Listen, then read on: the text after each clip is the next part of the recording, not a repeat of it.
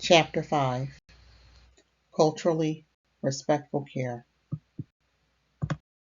Beginning on page 96, it defines cultural diversity, which is people from different backgrounds, ethnic groups, racial, social, economic groups, in one social unit. So these groups can include religion.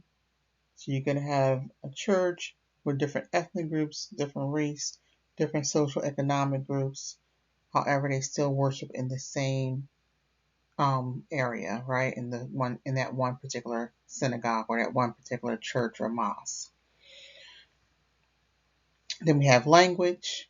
These are the different types of groups. They can speak different languages. Physical sizes, sexual orientations can be different. Disabilities, occupational status, and geographical location. So these are all different groups that would be included in diversity. Okay, so this very first bullet, I would recommend that you understand that culture is a shared system of beliefs, values, and behavioral expectations.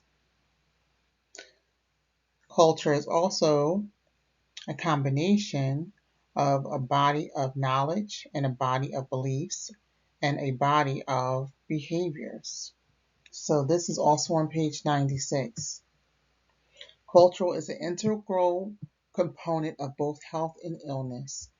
So that does affect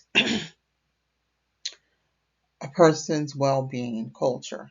Okay, culture may evolve over time, but usually remains consistent if they are meeting the needs of the people.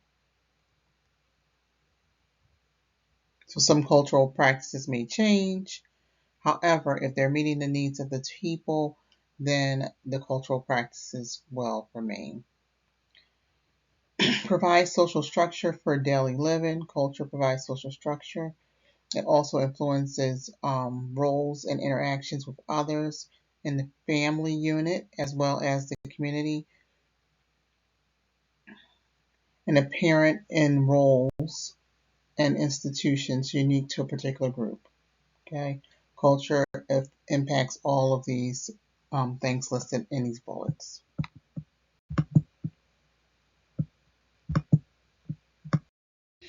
So cultural respect is delivering care that is respectful and responds to the health needs of your patient, right?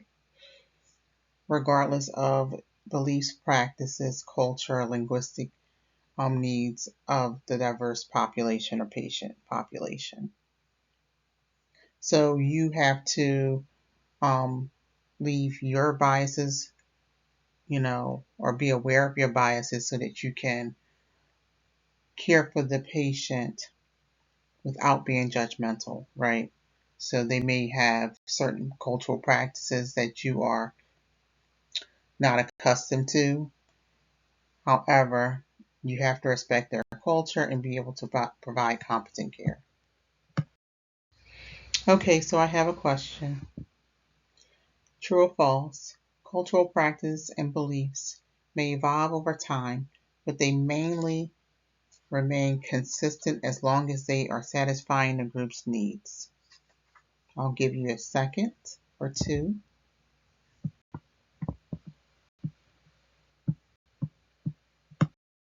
And the answer is true. Culture is defined as a shared system of beliefs, values, and behavioral expectations that provide social structure for daily living. Cultural practice and beliefs may evolve over time, but they will mainly remain consistent as long as they satisfy the needs of a group of people. So you want to know this definition.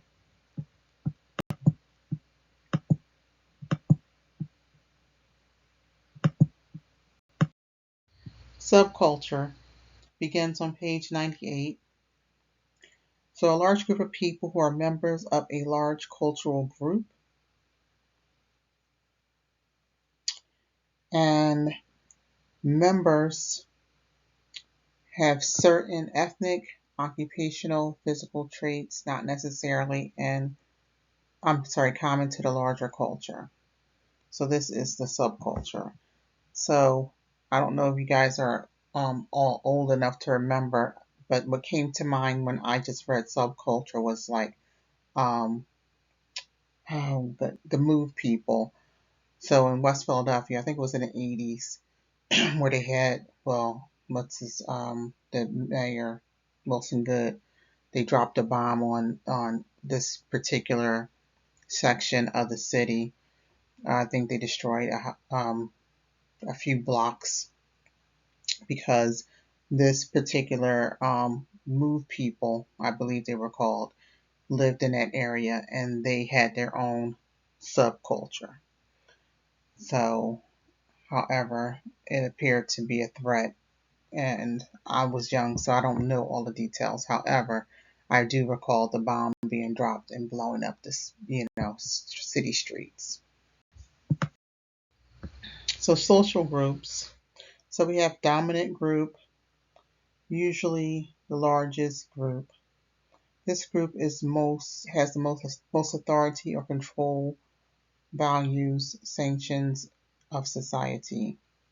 Then we have a minority group, which is a smaller group, a physical or cultural characteristic that defines the people as different from the dominant group.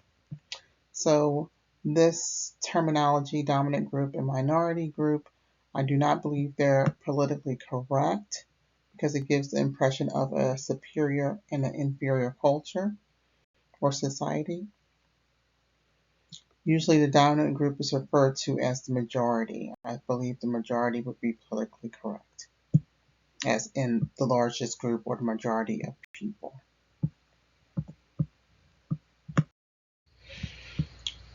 All right, cultural assimilation. So minorities live within a dominant culture, loses their characteristics that made them different. Value replaced by those of the dominant culture. So often you may see people who have migrated here to America or and start to slightly change from their culture as far as their dress or their diet or maybe it could be religious practices. So they start to conform more to the American societal norm. And their values begin to become replaced. And as generations go on, sometimes those traditional values are less revered. Cultural shock. The feelings a person experiences when placed in a different culture may result in psychological discomfort or disturbance. So just coming from one country to another country and just recognizing the vast difference in the way things are done, or even just the amount of people in the city, or how crowded it is, fast paced it is, or the mannerism of the citizens can be a culture shock. Ethnic groups that share language, dialect, religious practices, literature, folkloric music, political interests, food preference, and employment preference. So, ethnicity is the sense of identification with a collateral cultural group, largely based on the group's common heritage. One can belong to an ethnic group through birth or adoption. The groups can share unique cultural, social beliefs, and behaviors and patterns, largely developed through day to day life with family and friends, and within the community. Race, typically based on specific characteristics, so skin pigmentation, body stature, facial features, hair texture. Physical characteristics are no longer considered a reliable way to determine a person's race because of interracial relationships. So some characteristics may resemble of ethnic group that or may not resemble ethnic group that someone actually represents. So federal standards include the 5 major categories. People may identify in multiple categories. So we have American or Alaska Native. We have Asian. We have Black or African American, Native Hawaiian, or Pacific Islander, and we have white. So here are some factors inhibiting sensitivity to diversity. So stereotyping is assuming one group acts alike. Implicit bias. Implicit bias is an unconscious thought of another with no factual basis. Sorry, I do not have the page number here. Cultural imposition. Cultural imposition is believing everyone should conform to your beliefs. Cultural blindness. You need to know cultural imposition. You need to know cultural blindness. You need to know stereotype. Those I know for sure. Blindness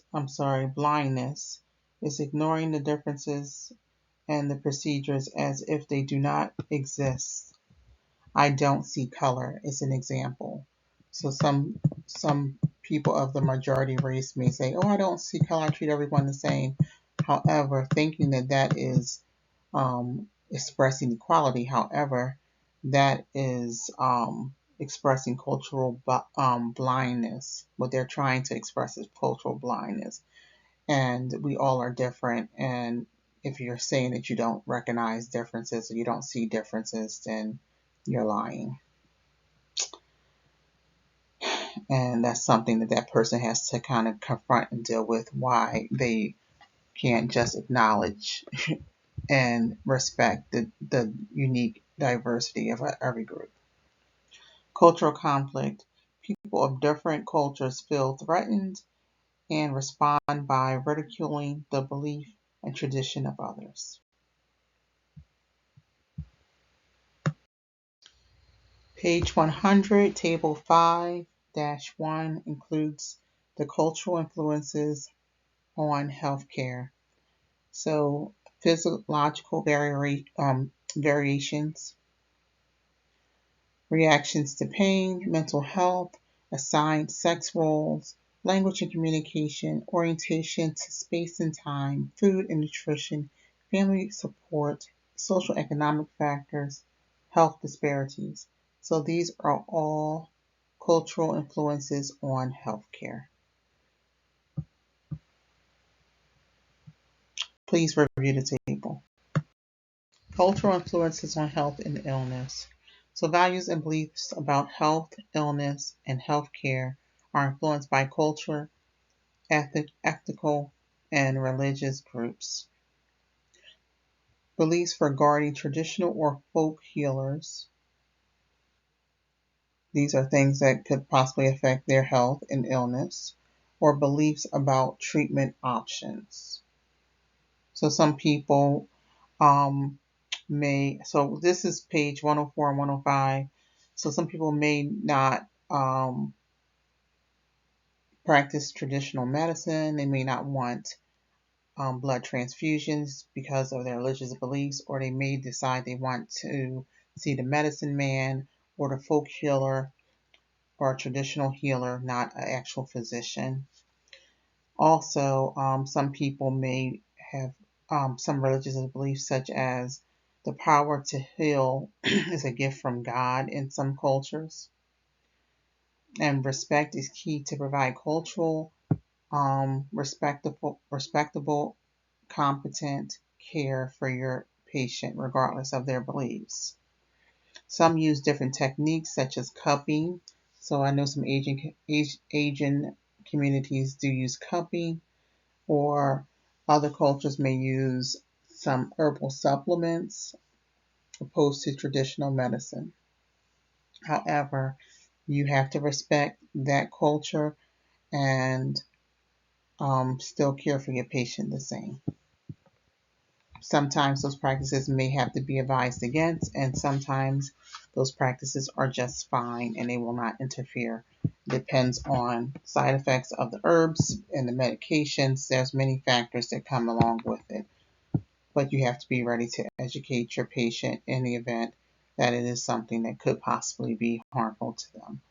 However, if it's not, then accept their cultural practices and just provide the best possible care. Page 105.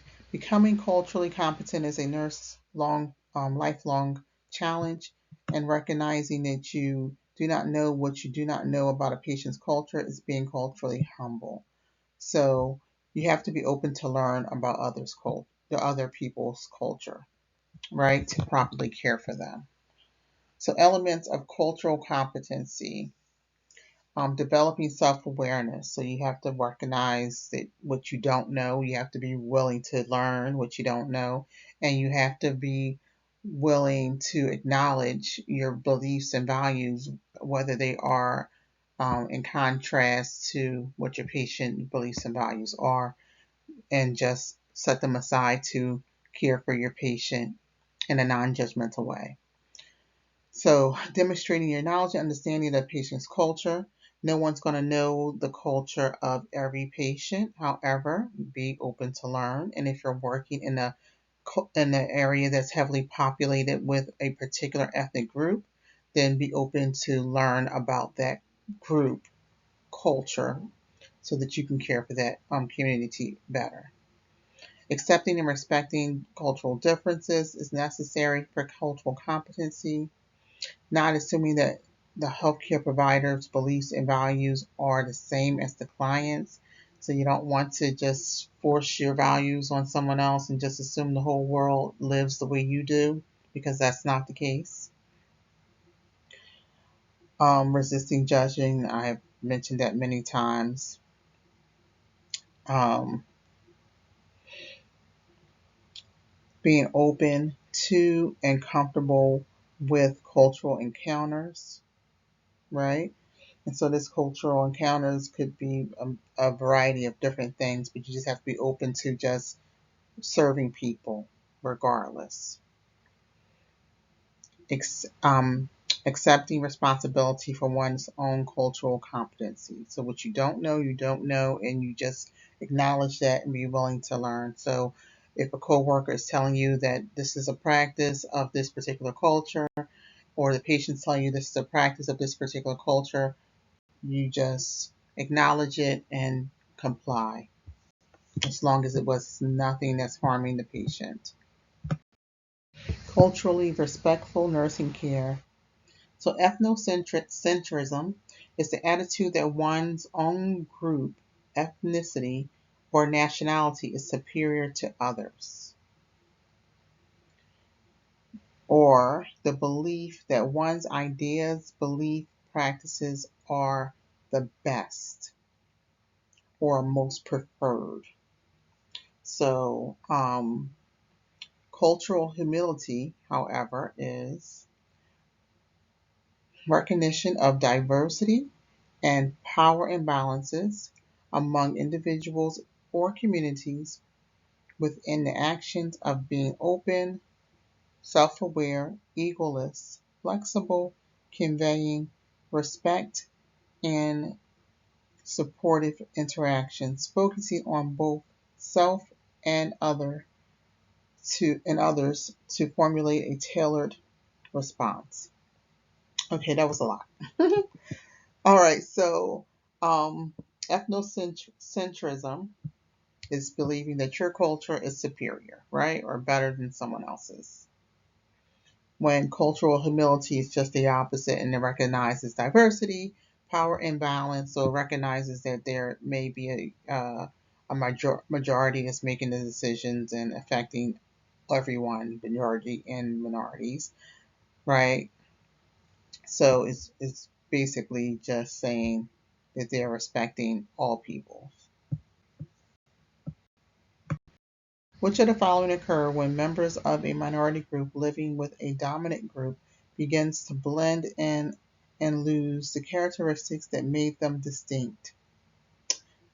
All right, I will give you a second. Our choices are cultural imposition, cultural conflict, cultural simulation, or cultural shock.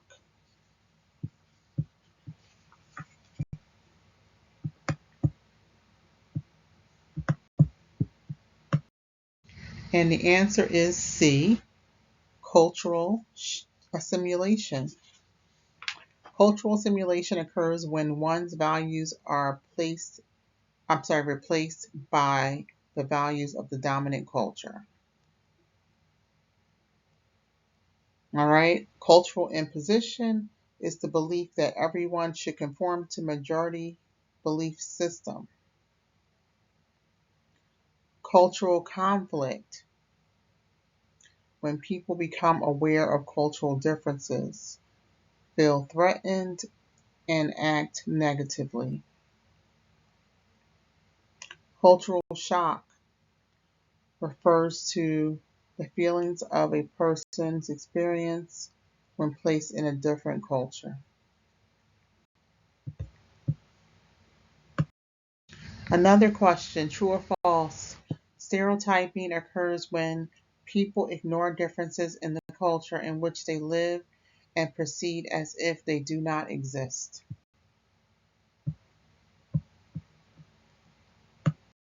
If you chose B, false, you are correct. Cultural blindness occurs when people ignore differences in the cultures in which they live and proceed as if it does not exist. All right, question 4. Which term describes what occurs when a nurse believes that one's own idea, beliefs, practices is the best superior to those of their colleagues and patients? So we have A, cultural diversity, B, cultural shock, C, stereotyping, D, ethnocentrism.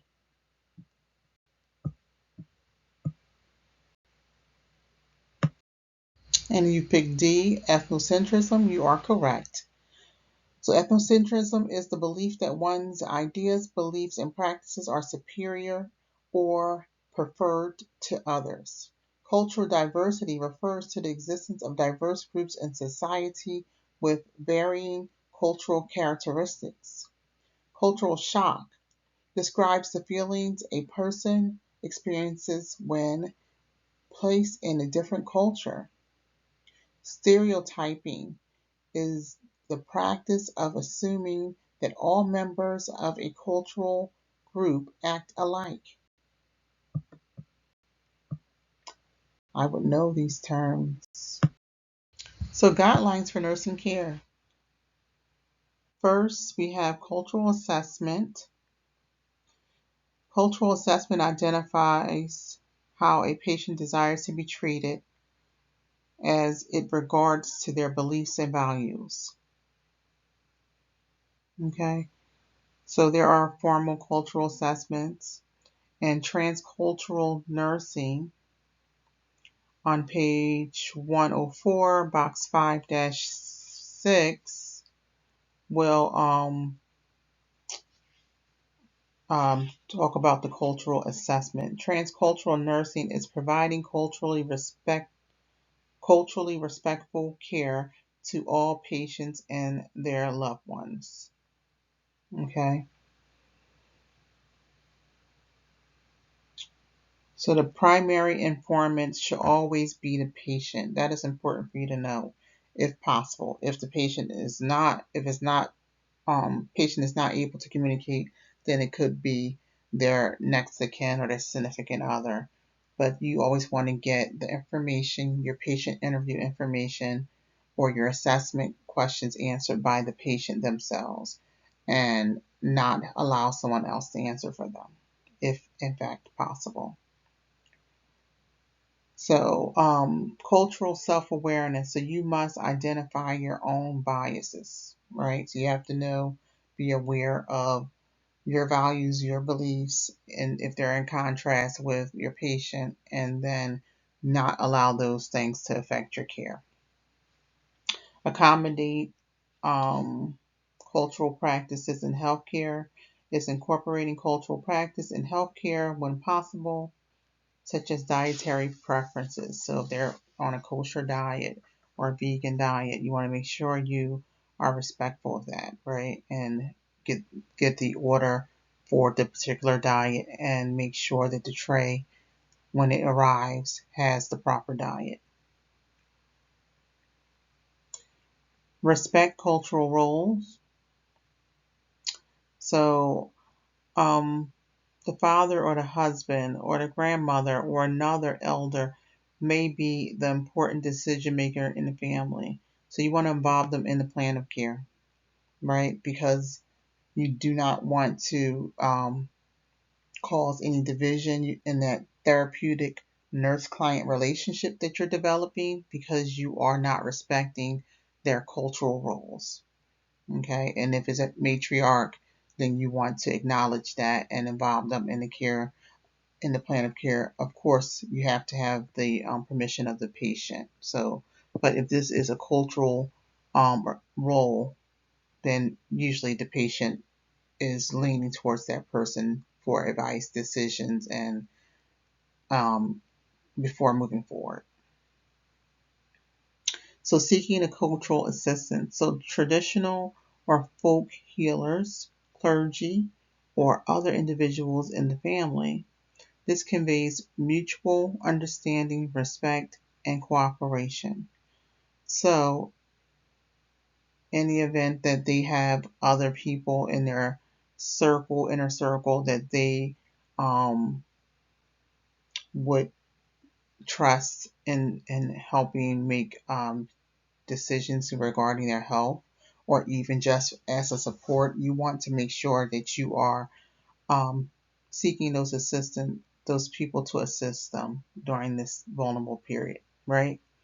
So that could be a folk healer, it could be a clergy, or it could just be a trusted neighbor or a trusted friend, or a family member, right?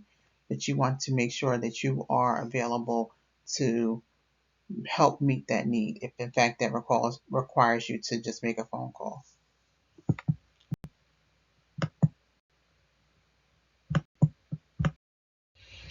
Cultural assessment areas nurses need to understand. So, beliefs, values, traditions, and practices of a culture. Okay, these are all things we need to understand in order to be culturally competent and be able to perform a cultural assessment. So, culturally defined health related needs of each individual, family, or community. We need to also understand culturally based belief systems of the etiology of illness and disease, and those related to health and healing. So when I say etiology, we're just talking about cause. So cause of illness and disease, and those related to health and healing. So attitudes towards help from healthcare providers. As nurses, we need to understand that. And so I know with COVID, um, and when they were giving out the vaccinations, many were very cautious about getting them, especially minority groups here in America. because America does not have a great history of providing equal health care to the minority or people of color. So many people were reluctant to get the vaccinations initially or get them at all, and some are still not vaccinated to this day. So some people have left jobs because of that. All right, our last question, true or false? The healthcare system is a culture of its own, with nursing being its largest subculture. So we did not cover this. However, if you understand what a subculture is, you can answer it. And the answer is A, true. So the health system is a culture of its own. That is true. The medical field is a culture of its own. Medical terminology is a language of its own, right? And so nursing is the largest subculture in the health systems culture. So there's always more nurses, right? You go to the unit, you have 6, 7 nurses, then you have 2, 3 nurses' aides or techs, and that's every single floor in the hospital.